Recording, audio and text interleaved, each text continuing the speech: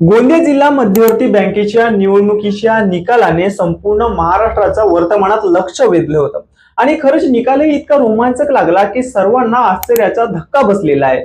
ह्या निवडणुकीच्या निकालाने सहकार पॅनलची ताकद दाखवून दिली आहे। हो मित्रांनो, तुम्ही बरोबर ऐकले।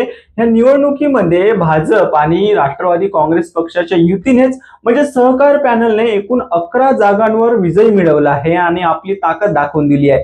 तर काँग्रेस पक्षाने म्हणजेच परिवर्तन पॅनलने ह्या निवडणुकीमध्ये फक्त 7 जागांवर विजय मिळवला आहे। ह्या निवडणुकीत अनपेक्षित विजय मिळवणारे आणि ह्या बँकेच्या राजकारणातील नवे चेहरे म्हणजे दूधसंघ गटाचे पंकजी यादव आणि मत्स्यपालन संस्थाचे अजय हनमारे या दोघेही उमेदवारांनी अनपेक्षित विजय मिळवून सर्वांना आश्चर्यचकित केले आहे। या दोन अपक्षांच्या विजयाने हे स्पष्ट होते आता मतदार पारंपरिक पक्षाच्या पलीकडे जाऊन सक्षम उमेदवारांना पाठिंबा देत आहे। या विजयामुळे गोंदियाच्या राजकारणात नवीन चेहरे आणि नवीन समीकरण मिळणार आहेत। या निवडणुकीत मोठे नेतेही मैदानात होते आणि त्यांनीही विजय मिळवून ह्या निवडणुकीमध्ये आपली छाप पाडली आहे। सहकार पॅनल कडून राष्ट्रवादी पक्षाचे आमदार राजकुमार बडोले आणि भाजप पक्षाचे आमदार विजयभाऊ रांगणाले यांनी मोठ्या मताधिक्याने विजय मिळवला। त्यांच्या विजयामुळे युतीची ताकद आणि या नेत्यांचा जनसंपर्क पुन्हा एकदा सिद्ध झाला। सहकार पॅनल मधून विजय मिळवलेल्या इतर उमेदवारांमध्ये विजय कन्नमवार, केतन तुरकर, प्रमोद संगडीवार, केवलराम पुस्तोडे, डॉक्टर अविनाश जायसवाल, रचनाताई गहाणे आणि प्रियाताई हरिंगखेडे यांचा समावेश आहे।